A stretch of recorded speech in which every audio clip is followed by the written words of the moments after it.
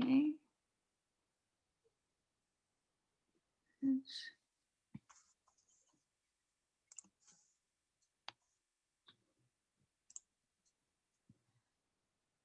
Okay, Linda, do you have the picture? I have it. Okay.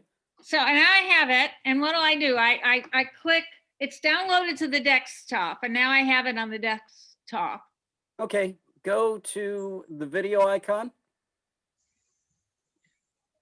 Where do I don't have lower it. left-hand side. Oh, okay. Oh, all right. Lower. Yep, here it is. Then you got an up arrow right next to it. An up, yeah, I've got that. Choose virtual background. Okay. And go to the download? No, I go to that.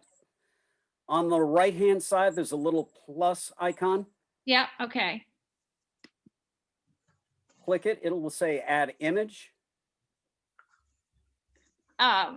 It says downloads, right?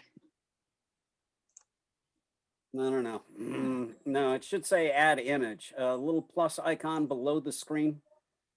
Yeah, I have that, and I'm just doing that, and it says settings. No. No. Yeah, No. you're in settings. That's where you want to be. Under settings, there should be a couple of choices. There's general, video, audio, share screen, and background and filters. Choose background and filters. Oh, that's settings. Okay, wait. I'm on the other settings. Okay, wait a second. Cancel. Background and filters. Okay, here I Okay. am. All right, so there should be there should be a picture of your screen, and then underneath it, two sets of words. One says virtual backgrounds, one says video filters. Right. You want to choose virtual backgrounds. Okay. And then over on the right-hand side of that box, there's a little plus sign that says add image or video. Click that. Okay. And then it's going to say add image. So choose add image. I don't see, it just says settings. No. Background and filters underneath the settings box.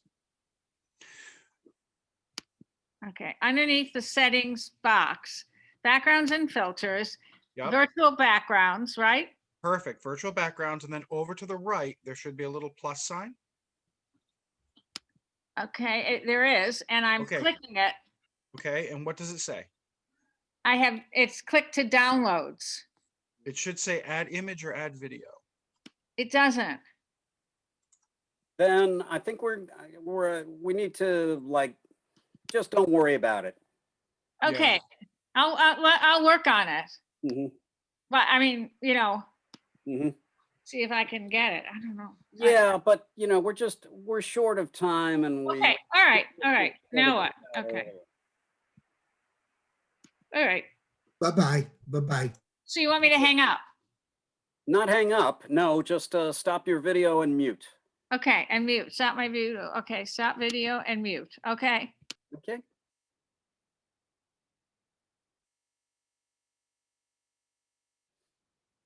Okay, Chris, you gonna lead in?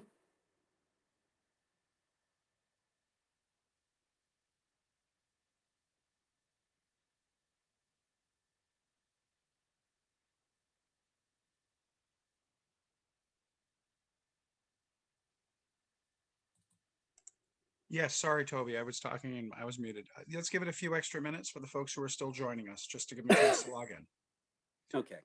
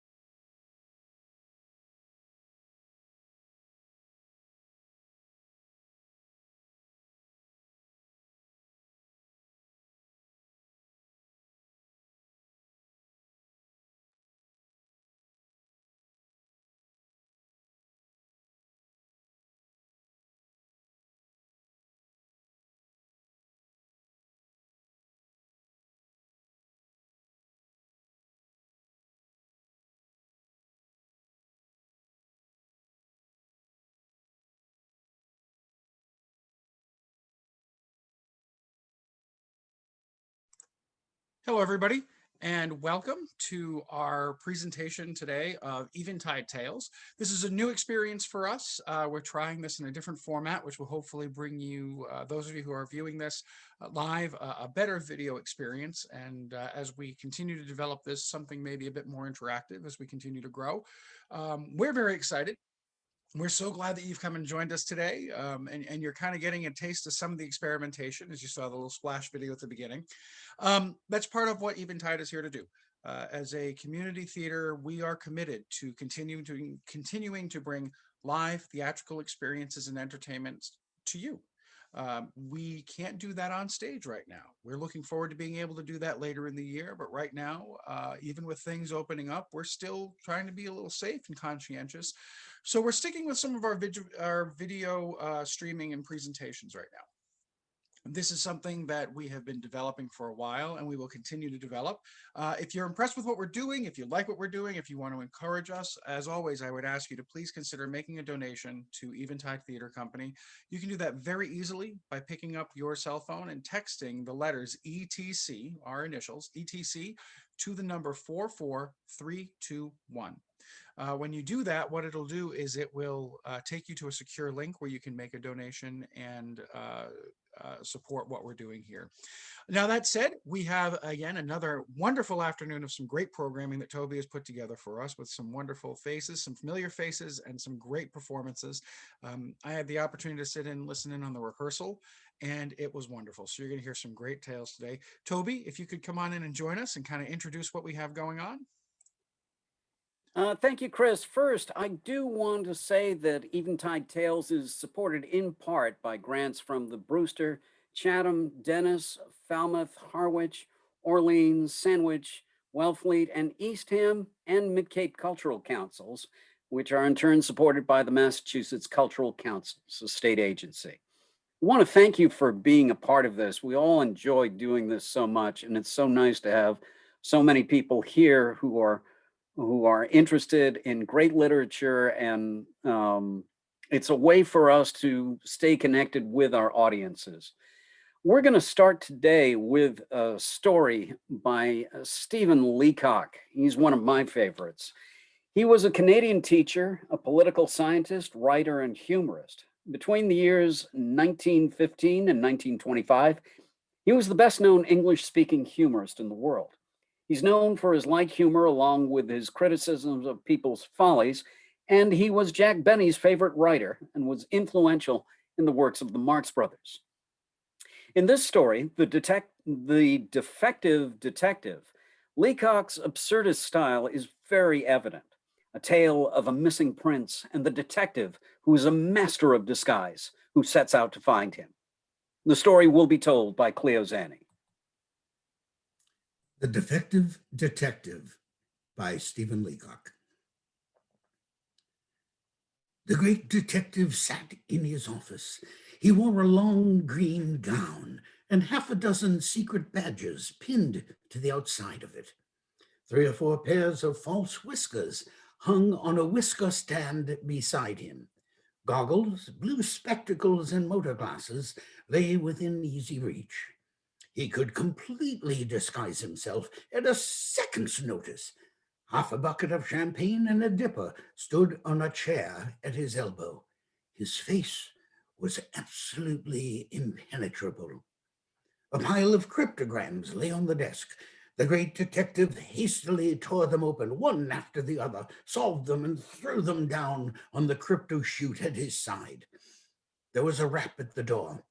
The great detective hurriedly wrapped himself in a pink dress, adjusted a pair of false black whiskers, and cried, "Come in."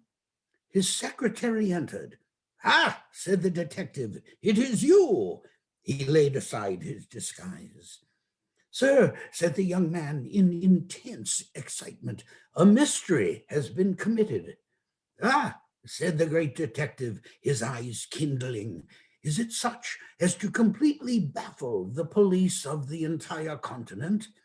"They are so completely baffled with it," said the secretary, "that they are lying collapsed in heaps. Many of them have committed suicide." So, said the detective, and is the mystery one that is absolutely unparalleled in the whole recorded annals of the London police? It is.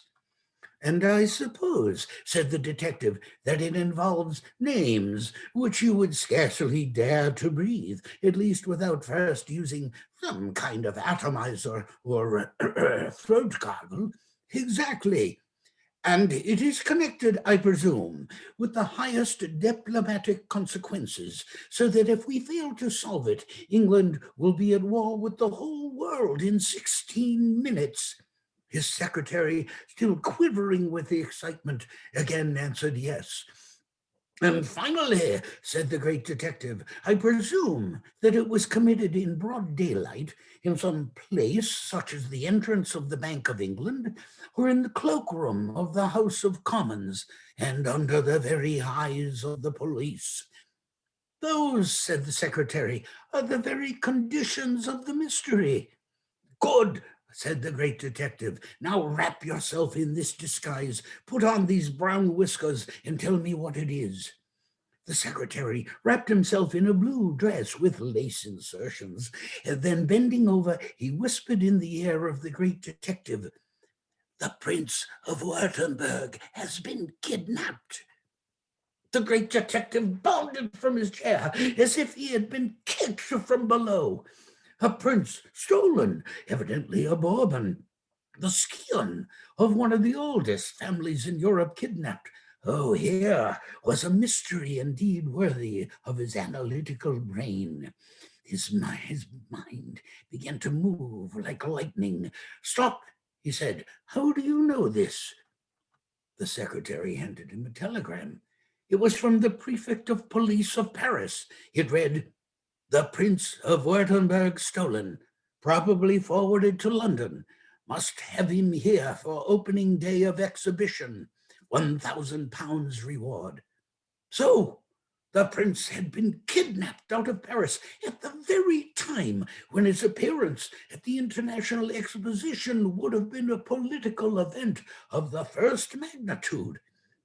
With the great detective, to think was to act, and to act was to think. Frequently, he could do both together. Wire to Paris for a description of the prince. The secretary bowed and left. At the same moment, there was a slight scratching at the door. A visitor entered. He crawled stealthily on his hands and knees. A heath rug thrown over his head and shoulders disguised his identity. He crawled to the middle of the room. Then he rose. Great heaven! It was the Prime Minister of England. "Oh, you," said the detective. "Me," said the Prime Minister. "You have come in regard the kidnapping of the Prince of Wytenberg." The Prime Minister startled. How did you know? The great detective smiled, his inscrutable smile. "Yes," said the Prime Minister, "I will use no concealment. I am interested, deeply interested. Find the Prince of Württemberg, get him safe back to Paris, and I will add £500 to the reward already offered. But listen," he said impressively as he left the room. "See to it that no attempt is made to alter the marking of the prince or to clip his tail." So, to clip the prince's tail, the brain of the great detective reeled. So, a gang of miscreants had conspired to, but no, the thing was not possible. There was another rap at the door. A second visitor was seen. He wormed his way in, lying almost prone on his stomach and wiggling across the floor. He was enveloped in a long purple cloak. He stood up and peered over the top of it. Great heavens! It was the Archbishop of Canterbury. "Your Grace," exclaimed the detective in amazement, "pray do not stand, I beg you. Sit down, lie down, anything rather than stand." The Archbishop took off his mitre and laid it wearily on the whisker stand. "You are here in regard to the Prince of Württemberg." The archbishop startled and crossed himself. Was the man a magician? Yes, he said, much depends on getting him back, but I have only come to say this. My sister is desirous of seeing you. She is coming here. She has been extremely indiscreet, and her fortune hangs upon the prince. Get him back to Paris, or I fear she will be ruined. The archbishop regained his mitre, uncrossed himself, wrapped his cloak about him, and crawled stealthily out on his hands and knees, purring like a cat. The face of the great detective showed the most profound sympathy. It ran up and down in furrows.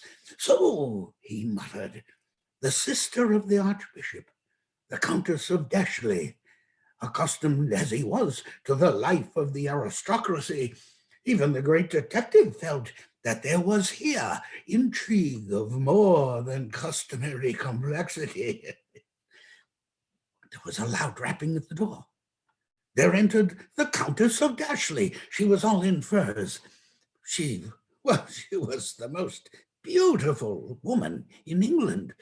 She strode imperiously into the room. She seized a chair imperiously and seated herself upon it, imperial side up. She took off her tiara of diamonds and put it on the tiara holder beside her, and uncoiled her bower of pearls and put it on the pearl stand. You have come, said the great detective, about the Prince of Wytenberg. Wretched little pup, said the Countess of Dashley in disgust. So, a further complication. Far from being in love with the prince, the Countess denounced the young Bourbon as a pup. You are interested in him, I believe.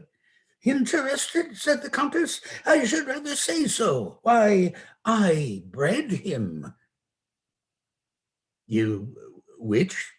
Gasped the great detective, his usually impassive features suffused with a common blush. I bred him, said the Countess, and I've got 10,000 pounds upon his chances, so no wonder I want him back in Paris. Only listen, she said. If they've got hold of the prince and cut his tail or spoiled the markings on his stomach, it would be far better to have him quietly put out of the way here. The great detective reeled and leaned up against the side of the room. So, the cold-blooded admission of the beautiful woman for the moment took away his breath. Herself, the mother of the young Bourbon, misallied with one of the greatest families on Europe, staking her fortune on a royalist plot, and yet with so instinctive a knowledge of European politics as to know that any removal of the hereditary birthmarks of the prince would forfeit for him the sympathy of the French populace. The Countess resumed her tiara. She left. The secretary re-entered. I have 3 telegrams from Paris, he said. They are completely baffling. He handed over the first telegram. It read, the Prince of Württemberg is a long, wet snout, broad ears, very long body, and short hind legs. The great detective looked puzzled. He read the second telegram. The Prince of Wytenberg is easily recognized by his deep bark. And then the third. The Prince of Wytenberg can be recognized by a patch of white hair across the center of his back. The 2 men looked at one another. The mystery was maddening, impenetrable. The great detective spoke. Give me my dress, he said. These clues must be followed up. Then pausing, while his quick brain analyzed and summed up the evidence before him. A young man, he muttered, evidently young since described as a pup, with a long wet snout. Well, addicted obviously to drinking. A streak of white hair across his back.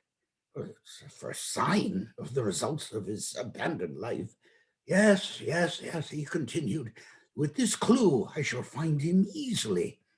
The great detective rose. He wrapped himself in a long black cloak with white whiskers and blue spectacles attached. Completely disguised, he issued forth. He began the search. For 4 days, he visited every corner of London. He entered every saloon in the city. In each of them, he drank a glass of rum. In some of them, he assumed the disguise of a sailor. In others, he entered as a soldier. In others, he penetrated as a clergyman. His disguise was perfect. Nobody paid any attention to him as long as he had the price of a drink. The search proved fruitless. 2 young men were arrested under suspicion of being the prince, only to be released. The identification was complete in each case. One had a long wet snout, but no hair on his back. The other had hair on his back, but couldn't bark. Neither of them was the young Bourbon. The great detective continued his search. He stopped at nothing. Secretly, after nightfall, he visited the home of the Prime Minister. He examined it from top to bottom. He measured all the doors and windows. He took up the flooring. He inspected the plumbing. He examined the furniture. And he found nothing. With equal secrecy, he penetrated into the palace of the Archbishop. Oh, he examined it from top to bottom, disguised as a choir boy. He took part in the offices of the church. He found nothing. Still undismayed, the great detective made his way into the home of the Countess of Dashley.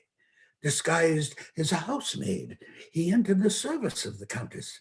Then, at last, a clue came, which gave him a solution of the mystery.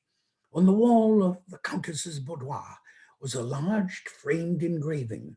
It was a portrait. Under it was a printed legend, "The Prince of Wytenberg." The portrait was that of a dachshund. The long body, the broad ears, the unclipped tail, the short hind legs, all was there. In a fraction of a second, the lightning mind of the great detective had penetrated the whole mystery. The prince was a dog. Hastily throwing a ballroom gown over his housemaid's dress, he rushed to the street. He summoned a passing hansom. In a few moments was at his house. "I have it," he gasped to his secretary. "The mystery is solved. I have pieced it together. By sheer analysis, I have reasoned it out. Listen, hind legs, hair on back, wet snout, pup, eh? What? Does that suggest nothing to you?" "Well, nothing," said the secretary. "It seems perfectly hopeless." The great detective, now recovered from his excitement, smiled faintly. "It means simply this, my dear fellow. The Prince of Wytenberg is a dog, a prize dachshund. The Countess of Dashley bred him, and he is worth some £25,000, in addition to the prize of £10,000 offered at the Paris Dog Show. Can you wonder that?" At that moment, the great detective was interrupted by the scream of a woman. Great heavens! The Countess of Dashley dashed into the room. Her face was wild. Her tiara was in disorder. Her pearls were dripping all over the place. She wrung her hands and moaned. "They have cut his tail," she gasped, "and taken all the hair off his back. What can I do? I am undone." "Madam," said the great detective, calm as bronze, "do yourself up. I can save you yet." "You? Me? How?" "Listen, this is how. The prince was to have been shown at Paris." The Countess nodded. "Your fortune was staked on him?" The Countess nodded again. "The dog was stolen, carried to London, his tail cut, and his marks disfigured." Amazed at the quiet penetration of the great detective, the Countess kept on nodding and nodding. And you are ruined?" I am, she gasped, and sank to the floor in a heap of pearls. Madam, said the great detective, all is not lost. He straightened himself up to his full height. A look of inflinchable inflexibility flickered over his features. The honor of England, the fortune of the most beautiful woman in England was at stake. I will do it, he murmured. Rise, dear lady, he continued. Fear nothing. I will impersonate the dog. That night, the great detective might have been seen on the deck of the Calais packet boat with his secretary. It was on his hands and knees in a long black cloak, and his secretary had him on a short chain. He barked at the waves exultingly and licked the secretary's hand. What a beautiful dog, said the passengers. The disguise was absolutely complete. The great detective had been coated over with mucilage to which dog hairs had been applied. The markings on his back were it's perfect. His tail, adjusted with an automatic coupler, moved up and down in response to every thought. His deep eyes were full of intelligence. Next day, he was exhibited in the Dachshund class at the international show. He had won all hearts. Quel beau chien, cried the French people. Ach, was ein Dog, cried the Spanish. The great detective took first prize. The fortune of the Countess was saved. Unfortunately, as the great detective had neglected to pay the dog tax, he was caught and destroyed by the dog catchers. But that is, well, of course, quite outside of the present narrative, and is only mentioned as an odd fact in conclusion. Thank you, Cleo. Our next story is by Catherine Mansfield. She was a prominent modernist writer from New Zealand and was a friend of D.H. Lawrence, Virginia Woolf, and others in the orbit of the Bloomsbury Group.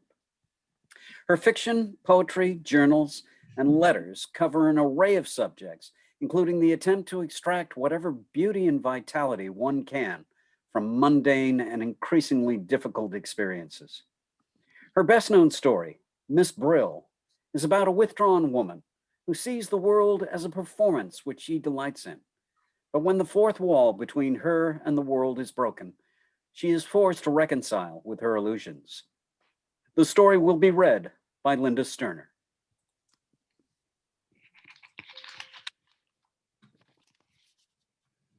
Miss Brill by Catherine Mansfield. Although it was so brilliantly fine, the blue sky powdered with gold and great spots of light like white wine splashed over the Jardin Public. Miss Brill was glad that she had decided on her fur. The air was motionless, but when you opened your mouth, there was just a faint chill, like a chill from a glass of iced water before you sip. And now and again, a leaf came drifting from nowhere, from the sky. Miss Brill put up her hand and touched her fur. Dear little thing. It was nice to feel it again. She had taken it out of its box that afternoon, shaken out the moth powder, given it a good brush, and rubbed the life back into the dim little eyes. What has been happening to me? Said the sad little eyes. Oh, how sweet it was to see them snap at her again from the red eider down. But the nose, which was of some black composition, wasn't at all firm. It must have had a knock somehow. Never mind. A little dab of black sealing wax when the time came, when it was absolutely necessary. Little rogue. Yes, she really felt that way about it. Little rogue biting its tail just by her left ear. She could have taken it off and laid it on her lap and stroked it. She felt a tingling in her hands and arms, but that came from walking, she supposed. And when she breathed, something light and sad, no, not sad exactly, something gentle seemed to move in her bosom. There were a number of people out this afternoon, far more than last Sunday, and the band sounded louder and gayer. That was because the season had begun. For although the band played all the year round on Sundays, out of season, it was never the same. It was like someone playing with the only family to listen. It didn't care how it played if there weren't any strangers present. Wasn't the conductor wearing a new coat, too? She was sure it was new.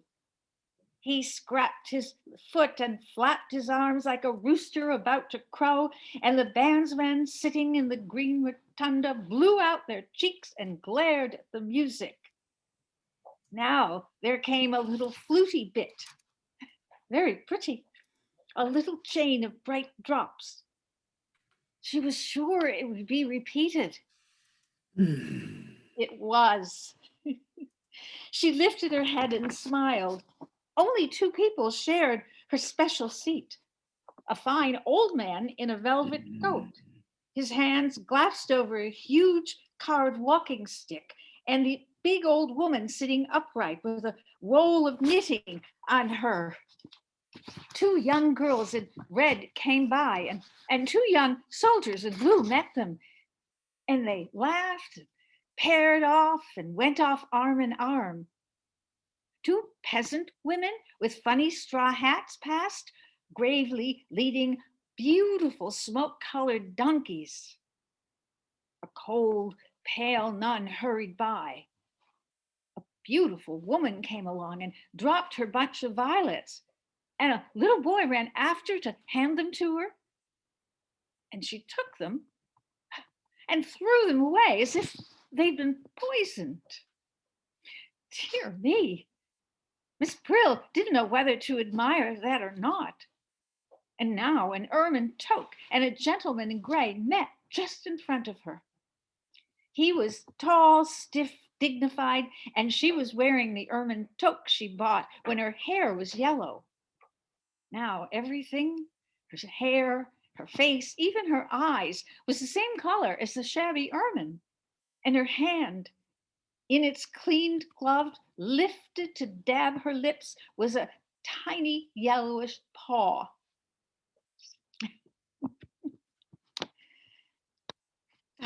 But what would she do? But the ermine toque was alone. He shook his head, lighted a cigarette, slowly breathed a great big puff into her face, and even while she was still talking and laughing, flicked the match away and walked on. The ermine toque was alone. She smiled more brightly than ever, but even the band seemed to know what she was feeling and played more softly, played tenderly. And the band changed and played more quickly, and Miss Brill's seat got up and walked away. And such a couple on Miss Brill's seat got up and marched away. And such a funny old man with long whiskers hobbled along to the music and was nearly knocked over by four girls walking abreast. Oh, how fascinating it was. How she enjoyed it. How she loved sitting there watching it at all. It was like a play. It was exactly like a play. Who would believe the sky at the back wasn't painted? But it wasn't till a little brown dog trotted on solemn and slowly trotted off like a little theater dog, a little dog that had been drugged, that Miss Brill discovered what it was that made it so exciting. They were all on the stage. They weren't only the audience not looking on, they were acting. Even she had a part and came every Sunday. No doubt someone would have noticed if she hadn't been there. She was part of the performance after all. How strange, she never thought about it like that before. And yet it explained why she made such a point of starting from home at just the same time each week, so as not to be late for the performance. It also explained why she had quite a queer, shy feeling at telling her English pupils how she spent her Sunday afternoon. No wonder Miss Brill nearly laughed out loud. She was on the stage. She thought of the old invalid gentleman to whom she'd read the newspaper 4 afternoons a week while he slept in the garden. She had quite got used to the frail head on the cotton pillow, the hollowed eyes, the open mouth, and the high pinched nose. If he'd been dead, she might have not have noticed for weeks, and she wouldn't have minded. But suddenly he knew he was having the paper read to him by an actress. An actress! The old head lifted, 2 points of light quivered in his old eyes. An actress, are you? And Miss Brill smoothed the newspaper as though it were the manuscript of her part and said gently, "Yes, I have been an actress for a long time." The band had been having a rest. Now they started again. And what they played was warm, sunny, yet there was a faint chill, a something. What was it? Not sadness, no, not sadness, a something that made you want to sing. The tune lifted, the light shone, and it seemed to Miss Brill that in another moment, all of them, all the whole company would begin singing. The young ones, the laughing ones who were moving together, they would begin, and the men's voices, very resolute and brave, would join them. And then she too, and the others on the benches, they would come in with a kind of accompaniment, something low that scarcely rose or fell, something so beautiful, moving. And Miss Brill's eyes filled with tears, and she looked stylingly at all the other members of the company. Yes, we understand. We understand, she thought. Though what they understood, she didn't know. Just at that moment, a boy and girl came and sat down where the old couple had been. They were beautifully dressed. They were in love. The hero and heroine, of course, just arrived from his father's yacht. And still silently singing, still with that trembling smile, Miss Brill prepared to listen. "No, not now," said the girl, "not here. I can't. I can't." They did not speak. She was disappointed, for Miss Brill always looked forward to the conversation. She had become really expert. And really expert.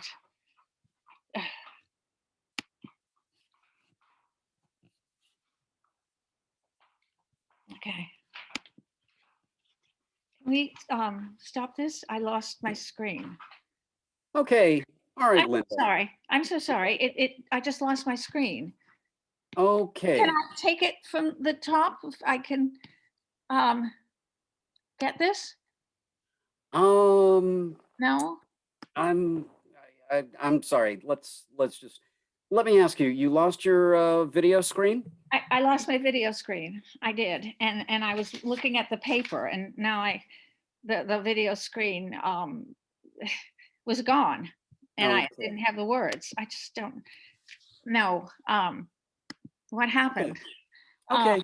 All right. Well, this is live, and guys, this is, something that happens, in this. Oh, I tell you what, Linda, why don't we stop right here? We will move on to the next one. Okay. If you can get your video screen back up, Okay.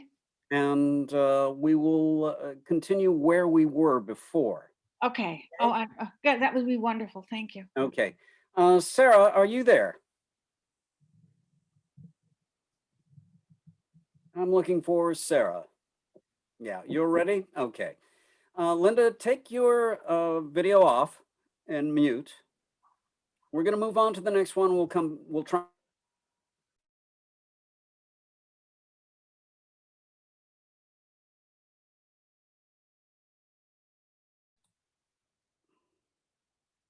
Okay, I'm sorry, just one moment here.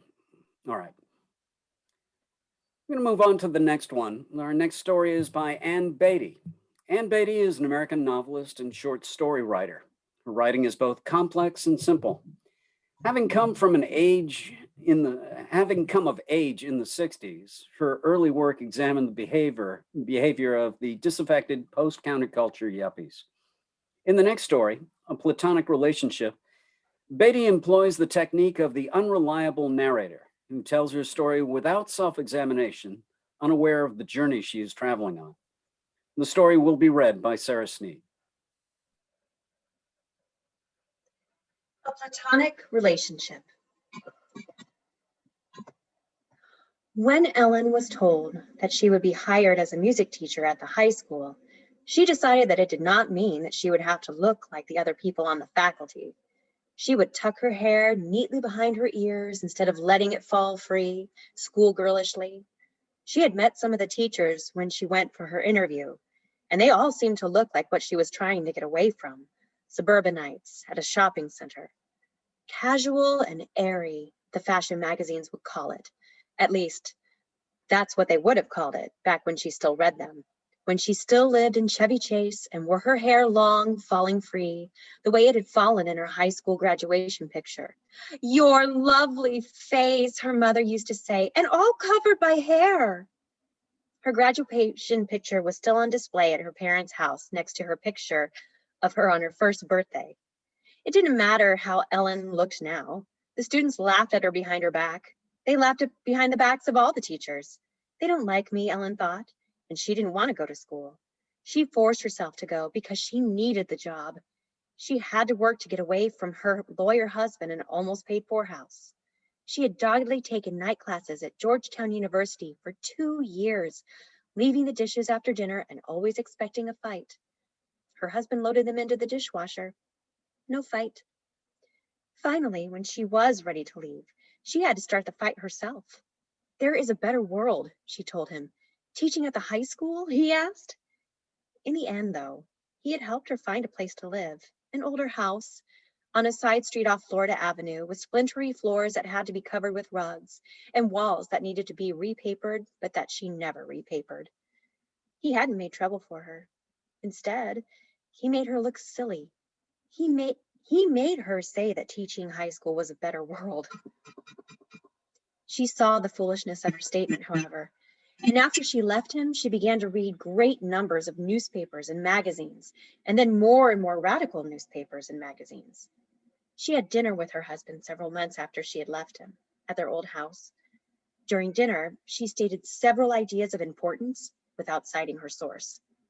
He listened carefully, crossing his knees and nodding attentively, the pose he always assumed with his clients.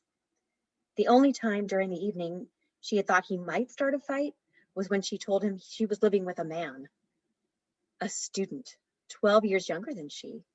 An odd expression came across his face. In retrospect, she realized that he must have been truly puzzled. She quickly told him that the relationship was platonic.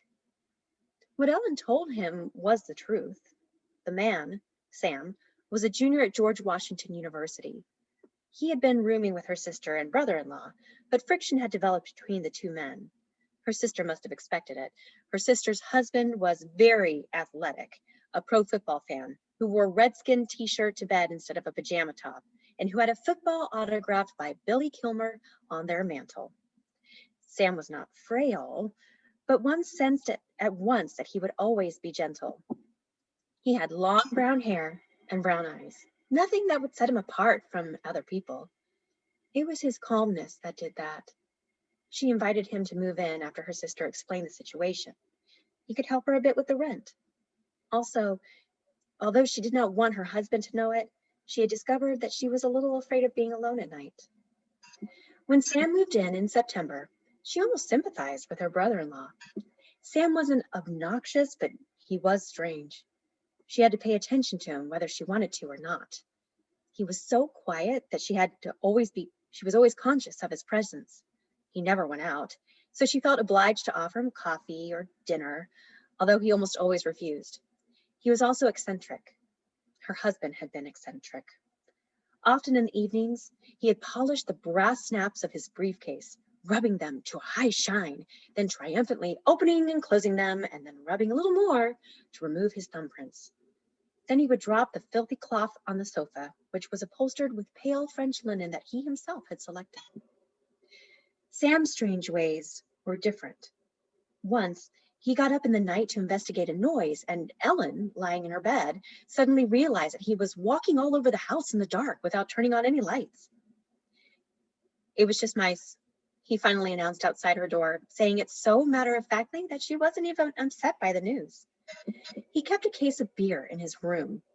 He bought more cases than he drank, more than most people would even consider drinking over quite a long period.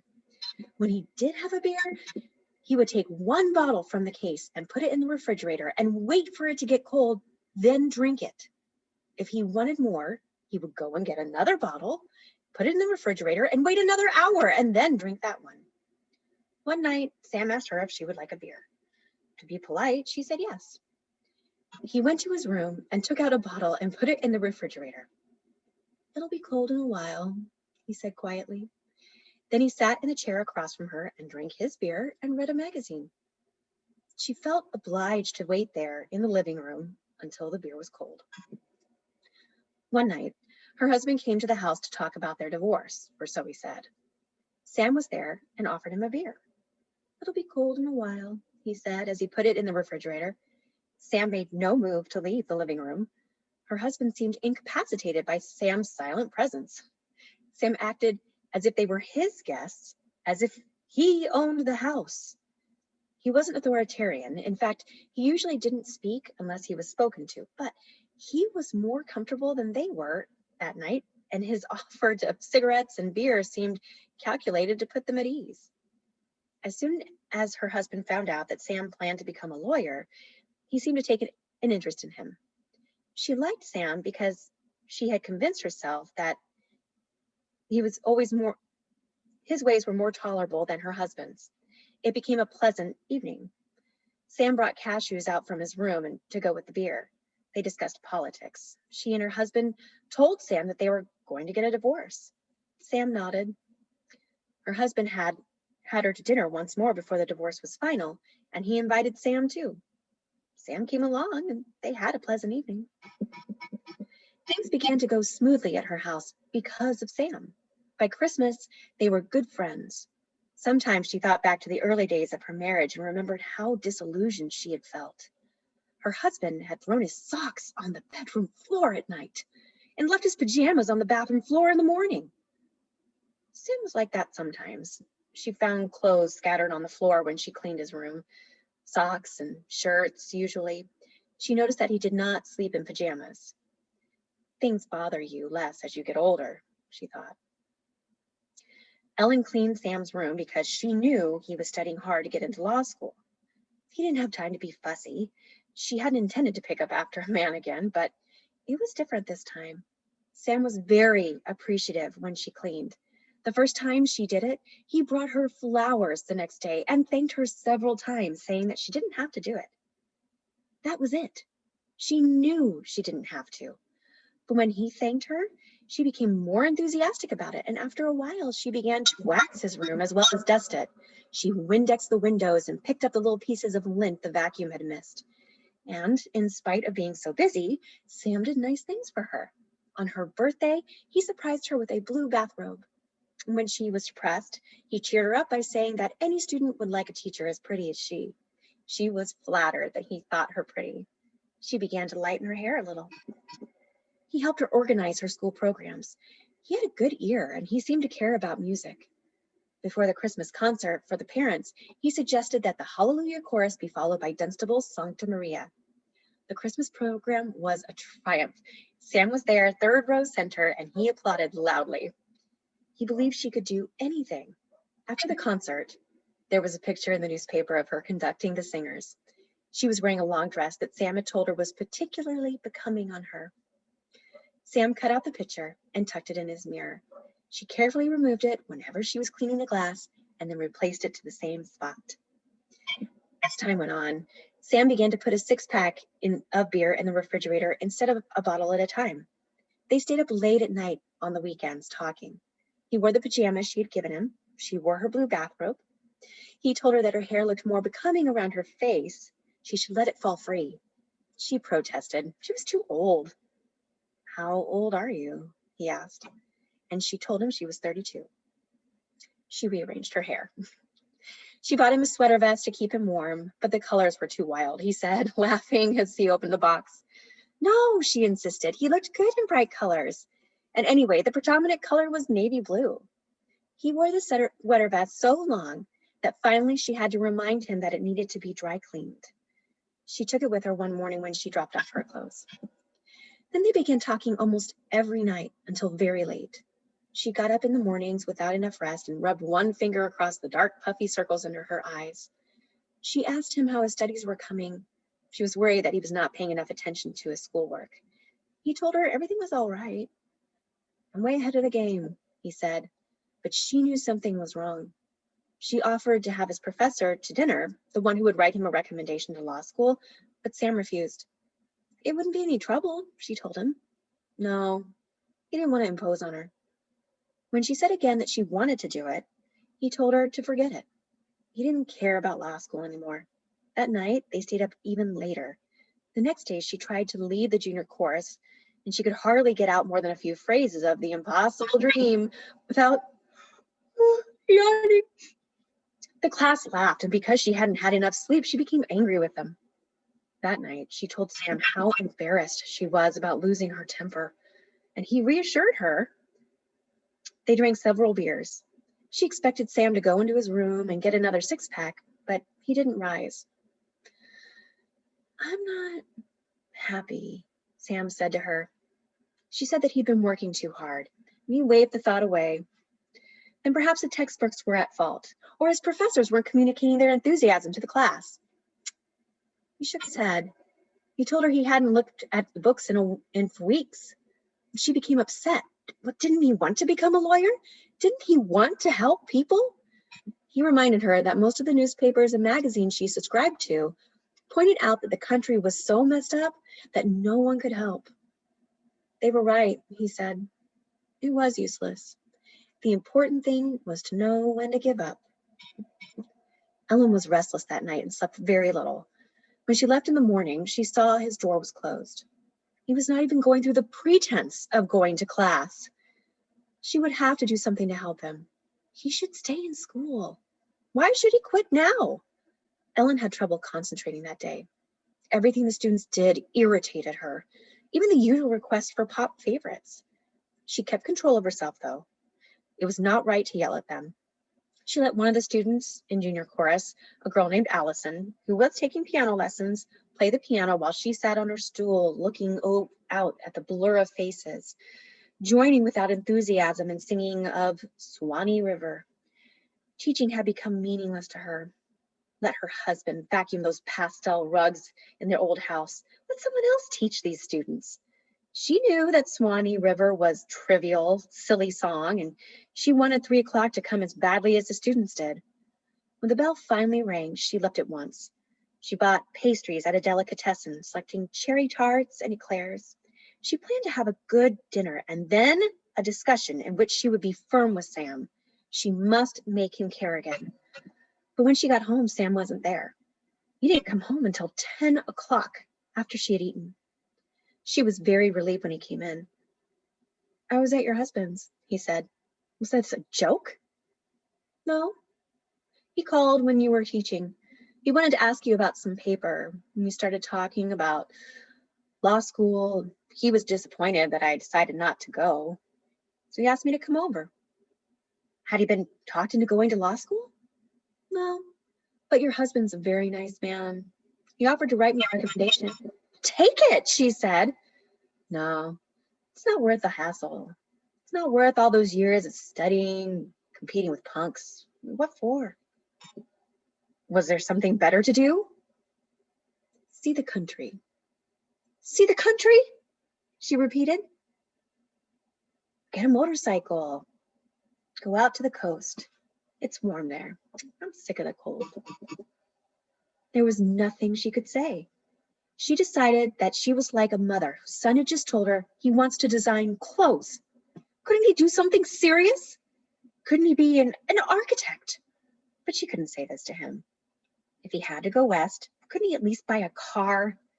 He told her it had to be a motorcycle. He wanted to feel the handlebars get warm as he got further west. She went into the kitchen and got the box of pastries. On the way back to the living room, she clicked the thermostat up 2 degrees. They drank coffee and ate the eclairs and little tarts. It was a celebration. He was going to do what he was going to do.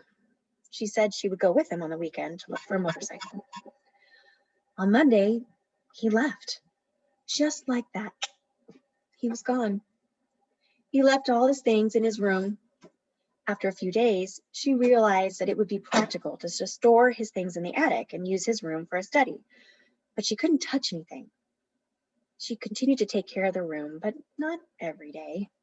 Sometimes, when she felt lonely, she would go in there and look at all his books in his bookcase. Other times, she would clean the house thoroughly at night with a burst of energy as if to make ready for his return. One night after she cleaned, she took some bottles of beer to put in the refrigerator so they would be cool when she came home from work. She did not lose her temper anymore, but her programs were no longer innovative.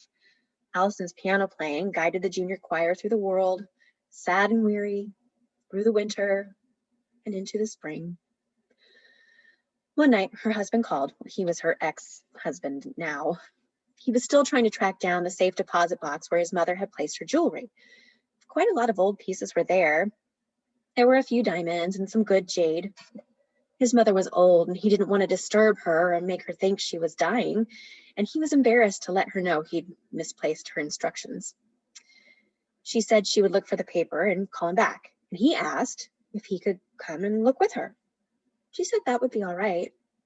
He came that night and she offered him a beer. They looked through her file and found nothing. The paper has to be somewhere, he said, full of professional assurance. It has to be somewhere.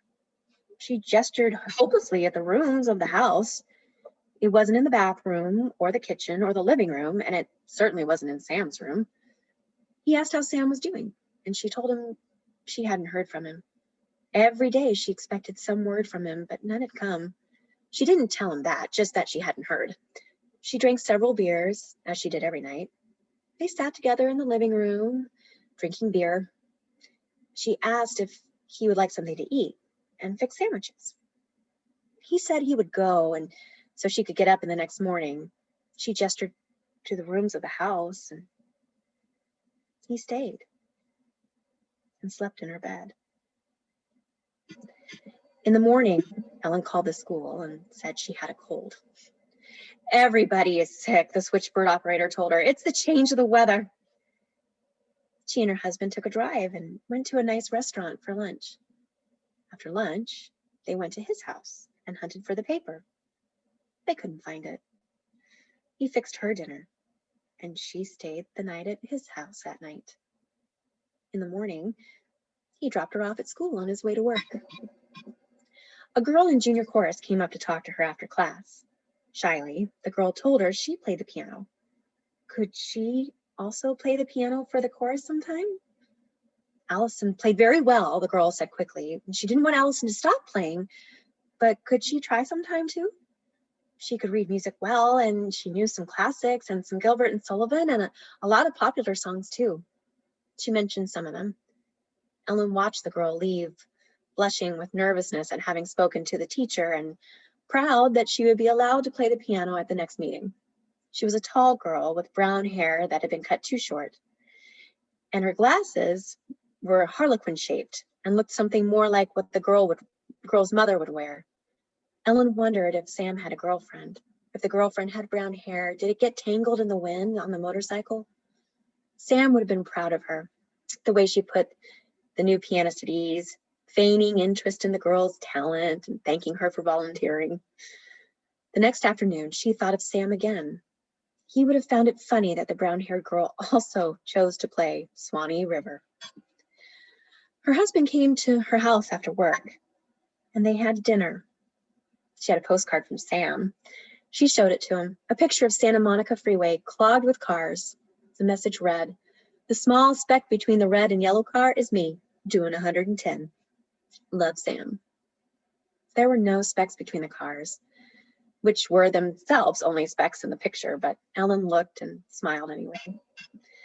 The next week, there was another postcard, a scowling Indian, which had been mailed to her husband. Sam thanked him for the talk they had before he left. He closed with some advice. Come west. It's warm and it's beautiful. How do you know until you try? Peace, Sam. Later that week, while they were on their way to buy groceries, a couple on a motorcycle came out of nowhere and swerved in front of their car going much too fast. Crazy son of a bitch, her husband said, hitting the brakes. The girl on the motorcycle looked back, probably to assure herself that they had really gotten through safely. The girl was smiling.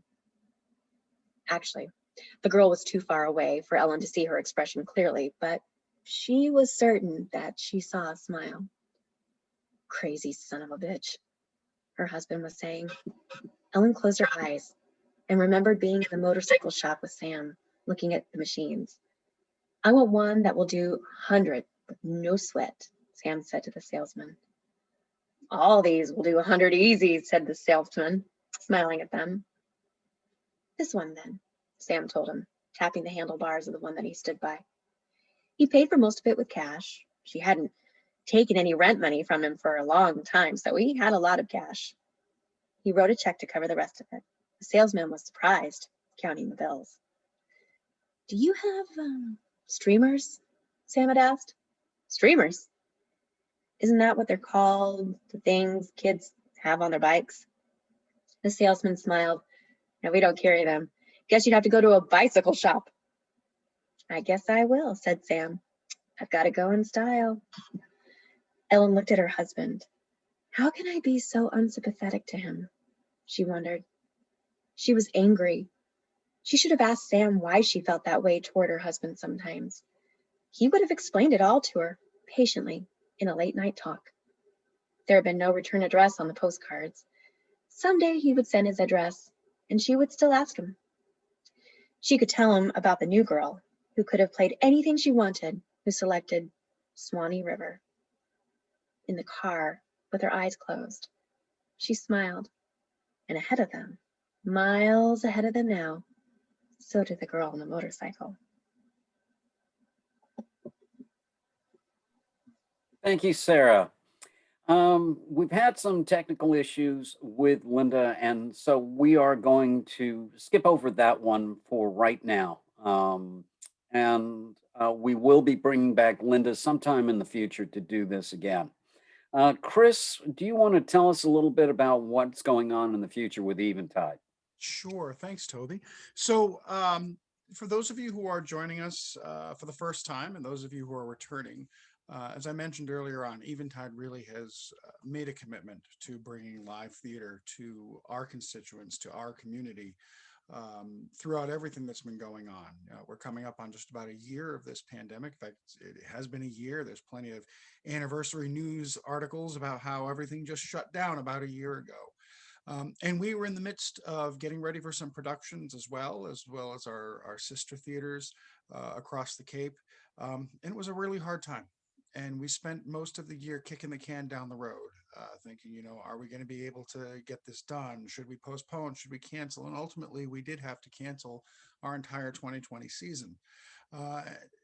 Moving forward and looking into 2021, it was important to us to make a commitment to you, our viewers, our theater goers, our family, our community, and that commitment was that we were not going to find ourselves in that position again. We were not going to announce a season and then have to keep pushing it down and keep canceling it. So we at Eventide decided to commit to an actual full season. We have a full season of programming ahead of us, which we're very, very excited about. Now, it's a practical season.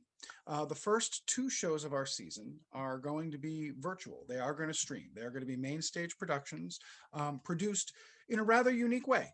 The first one is written and directed by Jim Daglish, who, if you joined us for our winter showcase, you'll remember Jim. It is a show called Teacher of the Year, and it is specifically shot and written for Zoom and being shot as a streamed episodic piece.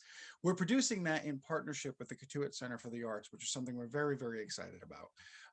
They've been great partners and great supporters of us in the past, and the ability to share in a production like this is really, really something special. Our next production is Twain by the Tail, which is going to be directed by Stephen Rourke, who you may remember from To Kill a Mockingbird. He played Atticus. Well, he's coming back. He is also a phenomenal Mark Twain interpreter, and he is going to be playing Twain as well as directing this show. And it's going to be a really unique production. All of our actors are going to appear together on the same stage by way of the magic of green screen. And for those of you who are watching, yes, I'm using a Zoom green screen right now, but it's not the best. This is more just for atmosphere's sake. This will actually be a very well produced professional green screen production, which we anticipate will be just a seamless presentation of this wonderful show, and we invite you to join us for that. And then in the fall, if everything goes according to plan, based on what the governor has announced as far as the phasing goes and how things are looking with the vaccinations, it looks like we're going to be returning to the stage. And we're very excited about that. And our first show is going to be a show called The Last 5 Years. It's going to be directed by Steve Ross, who directed To Kill a Mockingbird. He's already cast the show, but I don't think he's officially made an announcement, so I'm not going to say who's in it, but I can tell you they will be a couple of familiar faces that you have grown to know and love, and we can't wait to have them back on our stage. We're going to be doing those shows in person. Should we need to make a change, should we need to pivot, we will not cancel that show. We will make a change. We will take that show outside on a stage outdoors, or we will adapt it to be a virtual stream show again. But we will bring that show to you. And our final show for the season will be in October. It is Ha by Rich Arloff. If you remember, Rich Arloff also wrote Radio Ridiculous, which was on our stage 2 years ago, and it was a great show. We had so much fun with that show. And Rich came out to visit us, and having the playwright join us from his home and be in our audience was great. And I believe he did a talk back with us, and he's going to be coming back, and we'll be mounting this show as well. And again, like with The Last 5 Years, where our plan is to present that on our main stage. And should we have to pivot, should we have to make a change, we will adapt it to bring it outdoors, or we will adapt to find a way to stream it and bring it to you virtually. But we will bring all 4 shows in our season to you in one way or another. Now, if you want to continue to support what we do here, we always encourage people. In our chat box, you notice there have been a couple of posts with some links to our website at eventidearts.org, where you can go there and click on donate, or even easier, you can pick up your cell phone and you can type the letters ETC and text it to the number 44321, and that'll give you a secure link where you can make a donation in any amount to help support Eventide Theater. And I often say, there is no donation that is too small. Every donation that you make goes a long way to help support what we do. There's also no donation that's too big. So if you feel encouraged and inspired and you want to continue to support our theater and continue to underwrite what we do, the grants that we've received from those multiple programs that Toby mentioned at the beginning of this program are wonderful, and they do help support us, but they only support us in a portion of what we do.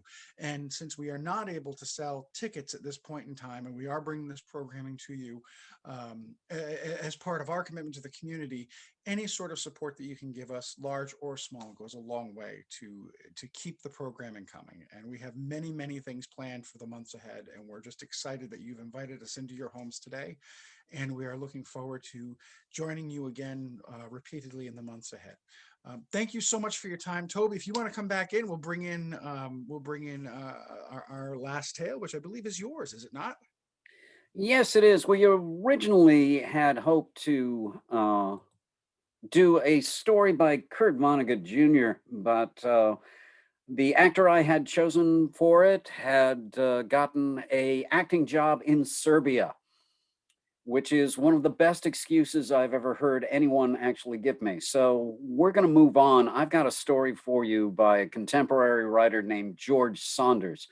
George Saunders is an American writer of short stories, essays, novellas, children's books, and novels. His writing has appeared in The New Yorker, Harper's, and GQ. One of his collection of short stories, The 10th of December, was a finalist for the National Book Award and was called by the New York Times the best book you will read this year. One of the stories from that collection, Exhortations, is an example of first world problems and is literally just a memo from some faceless team leader to his underlings, encouraging them to keep bringing a positive attitude to some activity that isn't entirely made plain. He refers to cleaning shelves, but that's not the activity they're doing. And though their team leader talks about cleaning shelves, the work involved is never really mentioned. And this is Exhortations by George Saunders. Memorandum, date April 6 to the staff from Todd Burney, Divisional Director, March Performance Stats. I would not like to categorize this as a plea, although it may start to sound like one. The fact is, we have a job to do, and we have tacitly agreed to do it. Did you cash your last paycheck? I know you did. Ha ha ha. We have also, to go a step further here, agreed to do the job well. Now, we all know that one way to do a job poorly is to be negative about it. Say we need to clean a shelf. Let's use that as an example. If we spend an hour before the shelf cleaning talking down the process of cleaning the shelf, complaining about it, dreading it, investigating the moral niceties of cleaning the shelf, whatever, then what happens is we have the process of cleaning the shelf made more difficult than it really is. We all know very well that the shelf is going to be cleaned, given the current climate, either by you or the guy who replaces you and get your paycheck. So the question boils down to, do I want to clean it happy or do I want to clean it sad? Which is more effective for me? Which would accomplish my purpose more efficiently? What is my purpose? To get paid. How do I accomplish that purpose most efficiently? I clean the shelf well and clean it quickly. And what mental state helps me to clean the shelf well and quickly? Is the answer negative? A negative mental state? You know very well that it is not. So the point is, this memo is positive. The positive mental state will help you clean the shelf well and quickly, thus accomplishing your purpose of getting paid. What am I saying? Am I saying whistle while you work? Maybe I am. Let us consider lifting a heavy dead carcass such as a whale. Forgive the shelf whale thing. We just came back from our place on Reston Island where there were, one, a lot of dirty shelves, and two, yes, believe it or not, an actual dead rotting whale, which Timmy and Vance and I got involved in terms of the cleanup. So say you're charged with, you and some of your colleagues, lifting a heavy dead whale carcass onto a flatbed. Now, we all know that is hard. And what would be harder is doing that with a negative attitude. What we found, Timmy and Vance and I, is that even with only a neutral attitude, you are talking about a very hard task. We tried to lift that whale while we were just feeling neutral, Timmy and Vance and I, with a dozen other or so folks, and it was a no-go. That whale wouldn't budge until suddenly one fellow, a former Marine, said that what we needed was some mind over matter, and gathered us in a little circle, and we had sort of a chant. We got psyched up. We knew, to the extent my above analogy, that we had a job to do and got sort of excited about that and decided to do it with a positive attitude. And I have to tell you, there was something to that. It was fun when that whale rose in the air, helped by us and some big straps that the Marine had in his van. And I have to say that lifting that dead, rotting whale onto the flatbed with that group of total strangers was the high point of our trip. So, what am I saying? I am saying, and saying it fervently because it's important, let's try, if we can, to minimize the grumbling and self-doubt regarding the task we must sometimes do around here that maybe aren't on the surface all that pleasant. I'm saying let's not try to dissect every single thing we do in terms of ultimate good, bad, indifferent, in terms of morals. The time for that is long past. I hope that each of us had that conversation with ourselves nearly a year ago when this whole thing started. We have embarked on a path, and having embarked on that path for the best of reasons, as we decided a year ago, wouldn't it be kind of suicidal to let our progress down that path be impeded by neurotic self-guessing? Have any of you ever swung a sledgehammer? I know that some of you have. I know that some of you did when we took out Rick's patio. Isn't it fun when you didn't hold back, just pound down and down, letting gravity help you? Fellas, what I'm saying is let gravity help you here in our workplace situation. Pound down, give in to the natural feelings that I've seen from time to time produce so much great energy in so many of you in terms of executing your given tasks with vigor without second guessing and neurotic thoughts. Remember that record-breaking week Andy had back in October when he doubled his usual number of units?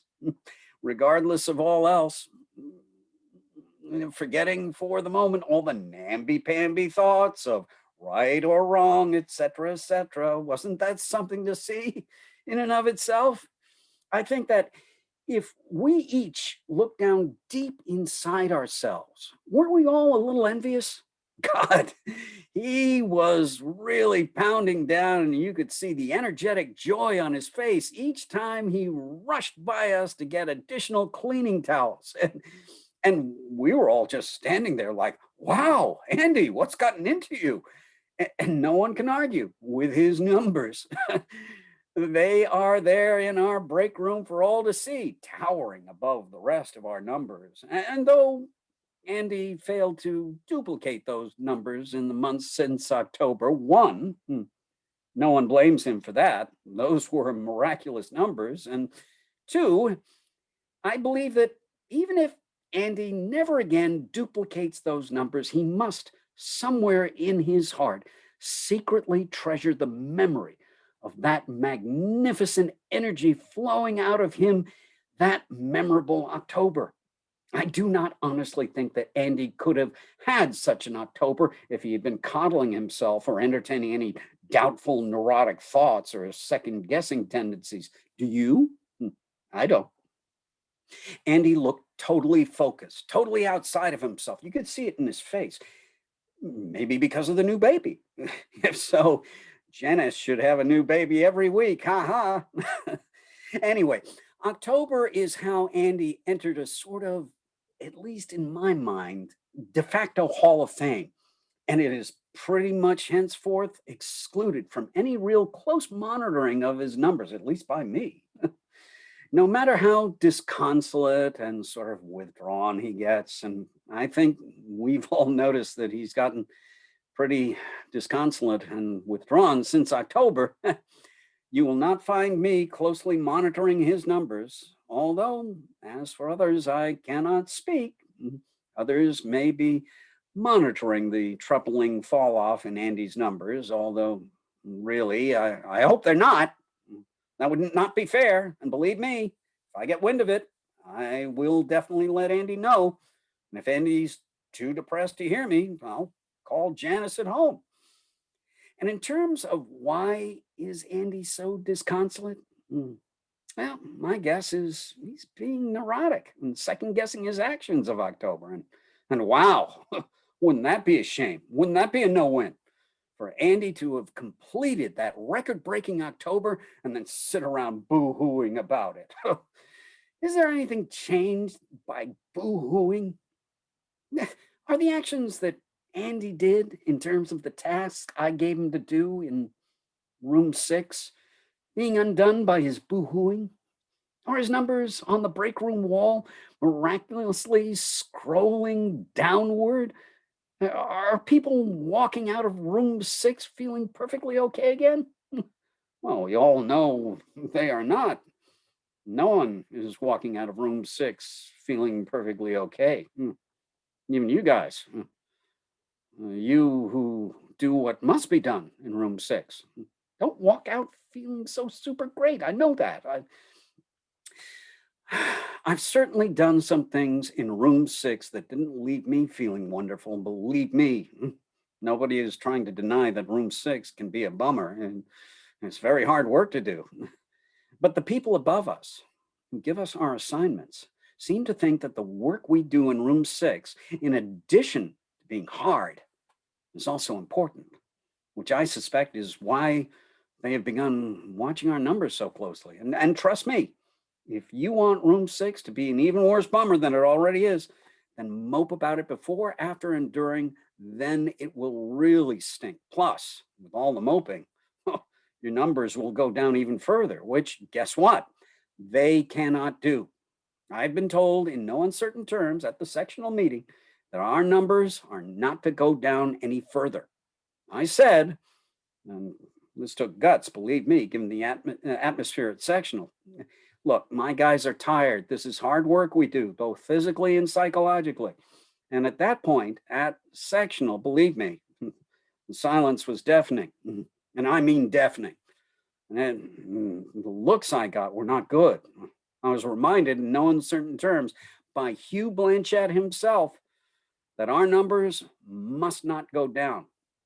And I was asked to remind you, to remind us, all of us, myself included, that if we are unable to clean up our assigned shelf, not only will somebody else be brought in to clean that shelf, but we ourselves may find ourselves on that shelf, being that shelf with someone else exerting themselves with good positive energy all over us. And at that time, I think you can imagine how regretful you would feel, the regret you would show in your faces, as we sometimes witness in room 6, that regret on our faces of the shelves that are cleaned. So I'm asking you from the hip to try your best and to not give up a shelf, which we, your former colleagues, will have no choice but to clean using all our positive energy without looking back in room 6. And this was all made clear to me at sectional, and now I'm trying to make it clear to you. Well, I have gone on, but please come to my office. Anybody who has doubts about what we do, and I will show you pictures of that incredible whale my sons and I lifted with our good positive energy.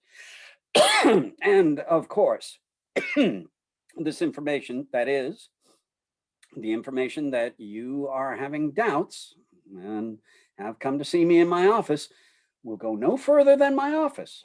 Although I am sure I do not have to say that to any of you who have shown me all these many years.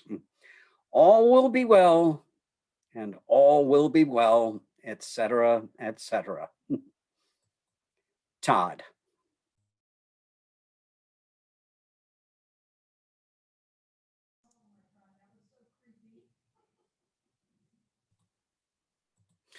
I want to thank all of my actors for being here.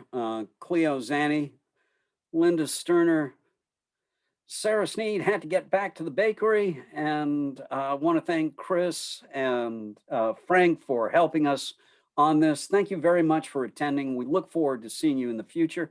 Our next program is going to be on March 27th, and we look forward to seeing you again. Thank you very much.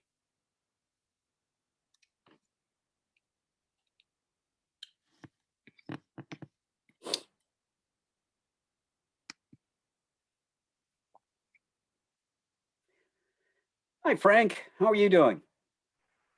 Hey.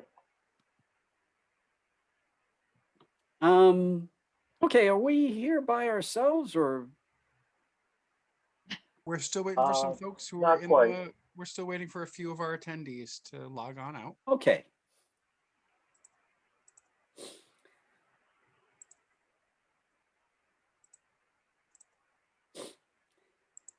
Okay. Okay, guys, thank you very much. Linda, Oh, God, I'm so sorry. I know, and you know, you got to let yourself up. You can't beat yourself up over it. Oh, my God. It's like the actor's nightmare. Yeah, but you know, But I was we've awake. we've all been in those positions where something goes wrong and you just, you know, can't seem to get it back. But